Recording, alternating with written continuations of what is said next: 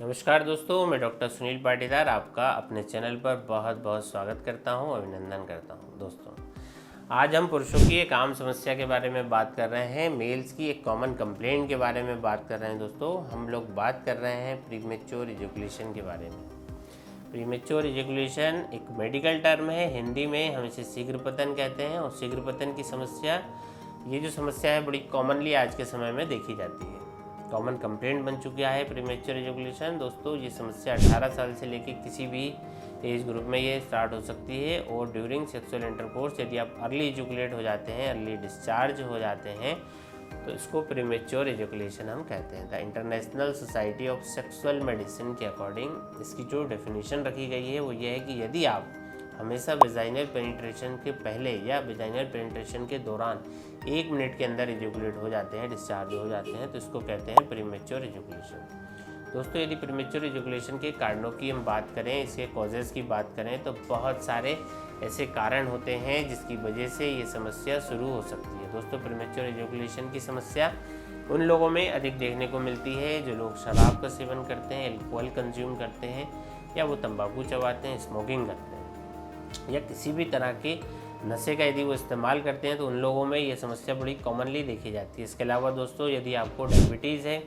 तो जो लोग डायबिटिक होते हैं, जिनका शुगर लेवल हाई होता है, उनमें ये कॉमनली समस्या देखी जाती है। इसके अलावा दोस्तों, एक न्यूरोट्रांसमीटर होता है सेरोटोनिन। जब सेरोटोनिन का लेवल लो होता है तो इजैकुलेशन टाइम भी कम होता है। इसके अलावा मेल हार्मोन के लेवल में यदि एब्नॉर्मलिटी आ जाती है तो भी ये समस्या आपको हो सकती है। यदि आपको प्रोस्टेट में या यूरेथ्रा में या पेशाब की जो नली है वहाँ पे इन्फेक्शन रहता है, बार बार यूटीआई आपको होता है, तो भी प्रीमेच्योर इजैकुलेशन की समस्या आपको शुरू हो सकती है। इसके अलावा यदि आपको इरेक्टाइल डिस्फंक्शन की भी समस्या हो, यानी कि सेक्सुअल इंटरकोर्स के दौरान यदि पेनिस में प्रॉपर इरेक्शन नहीं होता है, तो भी ये समस्या आपको शुरू हो सकती है। जेनेटिक फैक्टर भी दोस्तों इसमें अपना रोल प्ले करते हैं। इसके अलावा साइकोलॉजिकल फैक्टर भी प्रीमेच्योर इजैकुलेशन में बड़ा रोल प्ले करता है। यदि आप डिप्रेशन में रहते हैं, टेंशन, तनाव, एंजाइटी में यदि आप रहते हैं, तो भी ये समस्या आपको हो सकती है। और परफॉर्मेंस एंजाइटी यदि आपको रहती है कि मतलब बिफोर सेक्सुअल इंटरकोर्स आपको परफॉर्मेंस के बारे में एंजाइटी रहती है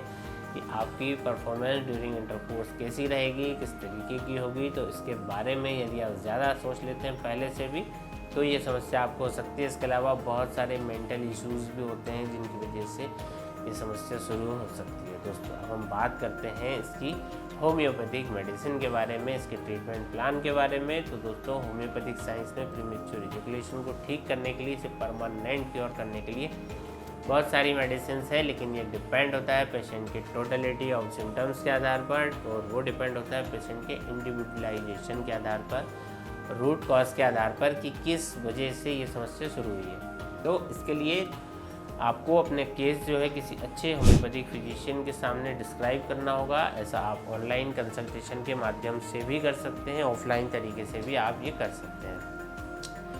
उसके आधार पर यदि आप होम्योपैथिक मेडिसिन का सिलेक्शन करवाते हैं तो आप डेफिनेटली 100% ठीक हो जाएंगे, प्रीमेच्योर आपका क्योर हो जाएगा। यहाँ मैं आपको 2 जनरल और इफ़ेक्टिव होम्योपैथिक मेडिसिन के बारे में बताऊंगा कि यदि आपको ये समस्या है तो आप इन दोनों मेडिसिन का इस्तेमाल कर सकते हैं। दोस्तों, पहली हमारी मेडिसिन है एग्नेस कास्टस 30, जिसको अभी आप स्क्रीन पर देख रहे हैं।